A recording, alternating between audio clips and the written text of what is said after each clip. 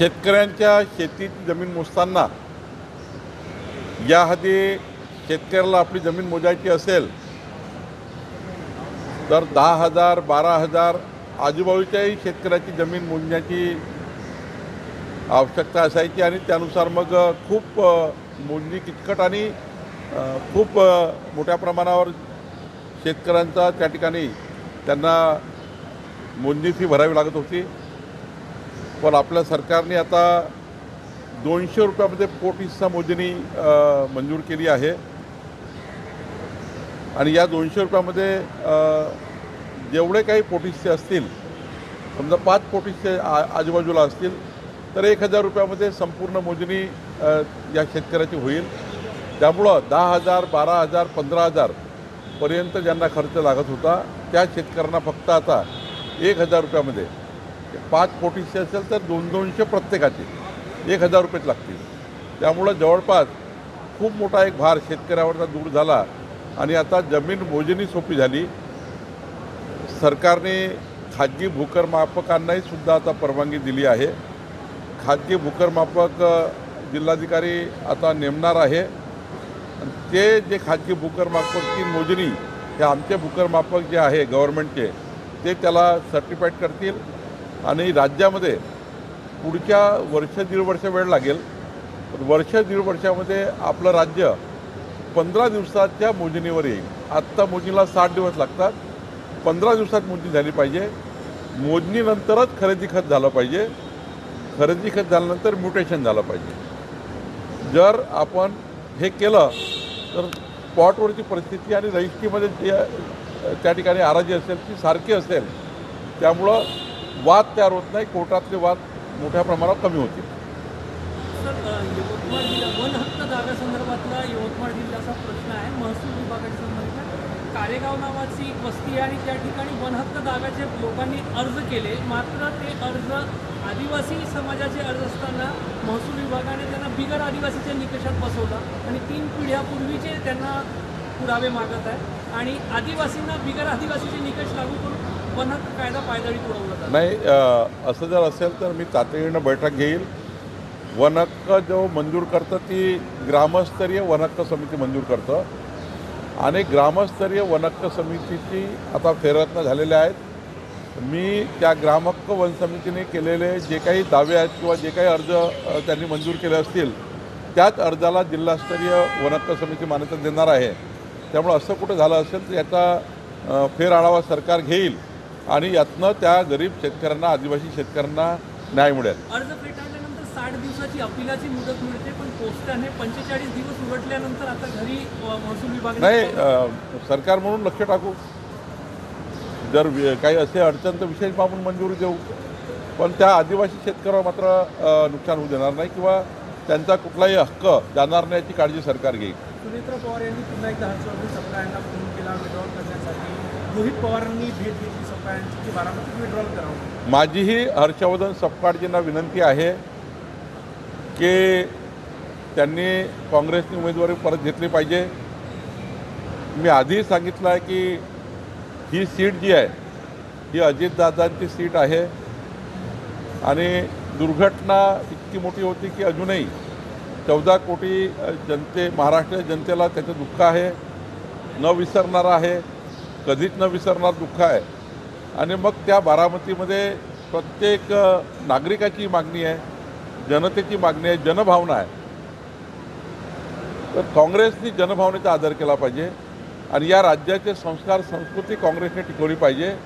कारण आपण अनेक पूर्व उदाहरणं अशी आहे अशा दुर्घटनामध्ये आपण कधी निवडणुका लढत नाही. त्या अनोपच करतो त्या परिवाराकरता.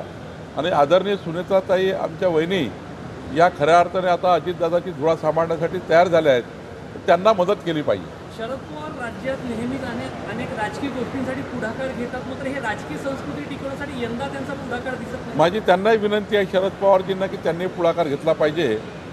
त्यांना प्रगल्भ नेता म्हणून आपण म्हणतो आहे तर प्रगल्भ नेत्याचेच हे लक्षण आहे की पुढाकार घेऊन अशा याच्यामध्ये सुनेत्राताई पवारांना साथ दिली पाहिजे. मला वाटतं ते साथ देतीलही. विड्रॉला वेळ आहे. मला वाटतं इथून काही मार्ग निघेल. भाजप मोठा भाऊ म्हणून सुनेत्रा पवार यांच्या पाठीशी उभा राहिला देशाचे पंतप्रधान नरेंद्र मोदीजी, आमचे गृहमंत्री अमित शहाजी, राष्ट्रीय अध्यक्ष नवीनजी, आमचे मुख्यमंत्री देवेंद्र फडणवीसजी आणि महाराष्ट्राची भारतीय जनता पार्टी, आमचे अध्यक्ष रवींद्र चव्हाणजी आणि संपूर्ण महाराष्ट्राची 1.5 कोटी सदस्य संख्या असलेली भारतीय जनता पार्टी ही संपूर्णपणे, आणि दुसरीकडे माननीय उपमुख्यमंत्री एकनाथ शिंदेजी आणि संपूर्ण शिवसेना आणि महायुतीचे सर्व घटक हे सुनेत्रा पवारच्या मागे खंबीरपणे उभे आहेत. नागपूर महानगरपालिकेनं 25,000 नागरिकांना जे आहे ते अतिरिक्त पाण्याची बिलं पाठवलेली आहे.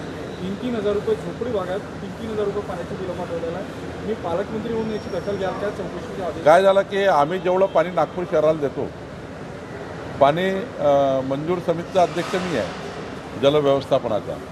आम्ही जर पाणी नागपूरला देतो त्यामुळे 40% लिकेज आहे. जेवढं पाणी आम्ही देतो त्याचं 40% पाणी वाहून जातं.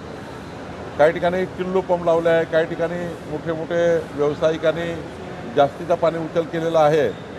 त्यामुळं जिथे टिल्लू पंप लागले आहे, जिथे या ठिकाणी अवैध पद्धतीने पाणी घेऊन त्या ठिकाणी मोठ्या प्रमाणावर या ठिकाणी वॉशिंग सेंटर सुरू आहे, तर असे आम्ही जे अवैधपणे पाणी घेणाऱ्या लोकांना हुडकून काढलं आहे, त्यांनाच नोटीस दिलं आहे. अवैधपणे पाणी उचलणे, जेवढं वैध तुम्हाला पुरवठा आहे त्यापेक्षा जास्त टिल्लू पंप लावणे, वेगळे पंप लावून पाणी ओढणे किंवा नदी आपल्या घरच्या विहिरीमध्ये पाणी भरून ठेवणे, हे जे प्रकार आहे त्यामुळे 40% लिकेज आहे पाण्याचं.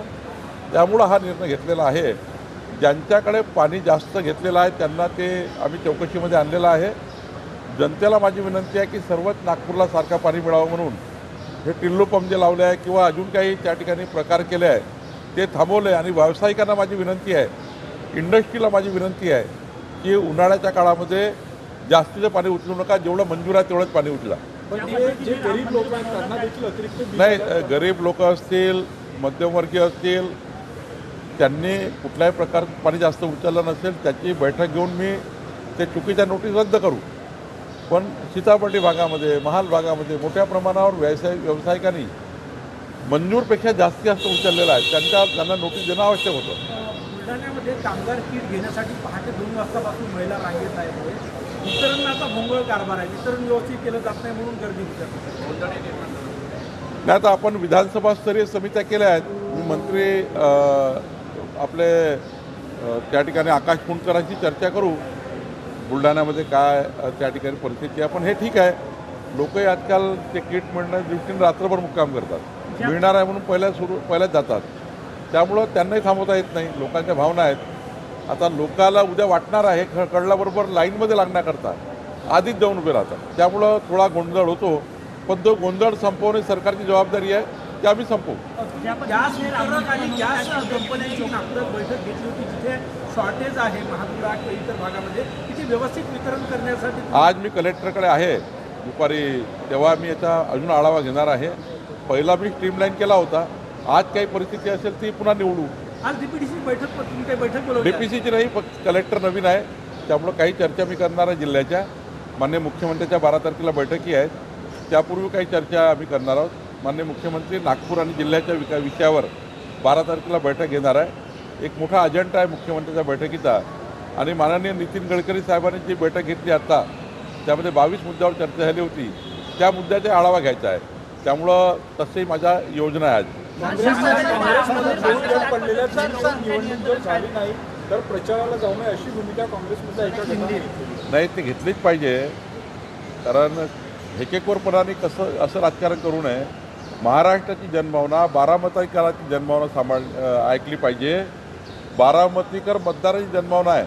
आणि मी तुम्हाला एक सांगतो, समजा काँग्रेस पार्टीने कॅन्डिडेट लढवला तर आत्तापर्यंत महाराष्ट्राच्या विधानसभा किंवा लोकसभेच्या निवडणुकीत जेवढं पतन काँग्रेसचं झालं नाही त्यापेक्षाही मोठं पतन बारामतीच्या निवडणुकीमध्ये आपल्याला दिसेल.